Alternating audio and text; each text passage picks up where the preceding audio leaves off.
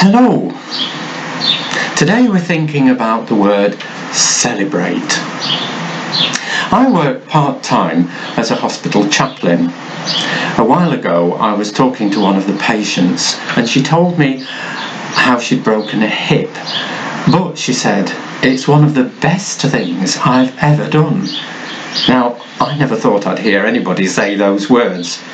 But she went on to tell me how through the pandemic she'd been isolating in her own home, and although someone had done her shopping each week and left it in the porch, they'd never had any meaningful conversation. A chat on the phone just wasn't the same. And she'd never been touched or touched another human being in all that time. Then she broke a hip and she was brought into hospital, and the touch of the staff, she said, was so kind and tender. She was on a bay with 3 other patients, and they all found so much in common in their experiences, and she'd made friends. And she had 3 meals a day that she didn't even have to plan for or think about. And some of it was food she'd never had before, and the sense of adventure was just fantastic.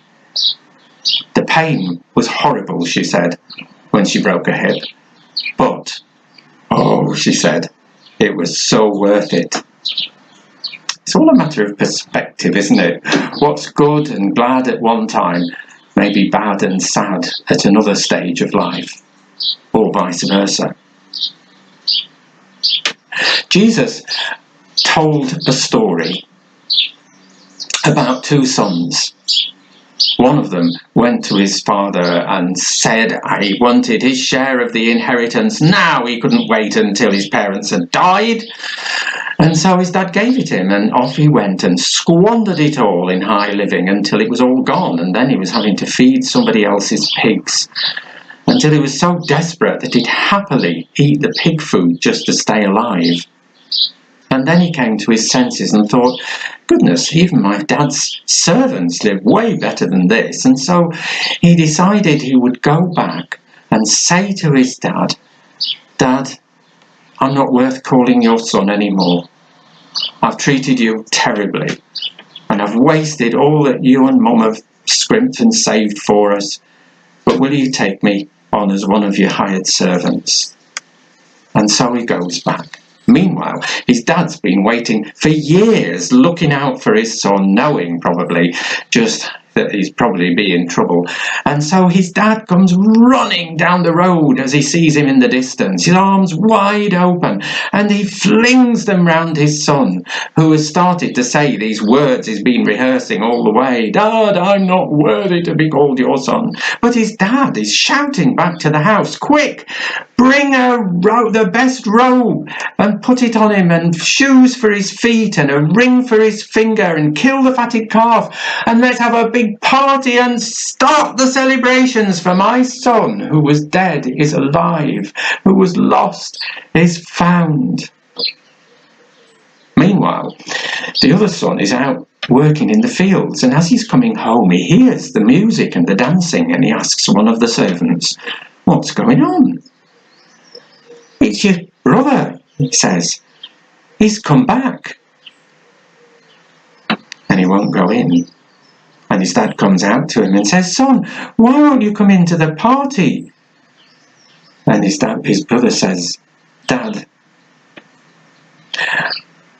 all these years I've laboured for you. I've never put a foot wrong, but you've never so much as offered a goat for me and my friends for a party. And yet this brother of mine, he comes back and it's killed the fatted calf, and let's celebrate. And his dad says, son, all I have is yours. But this brother of yours who was lost is found, who was dead is alive. Won't you come in and celebrate? It's all a matter of perspective. That lady who broke her hip, at one time it would have been awful, but from her perspective, it was the best thing she'd ever done. Jesus says the party, this wonderful party, is going on all around us, all the time. But will we see it, recognize it, and will we come in?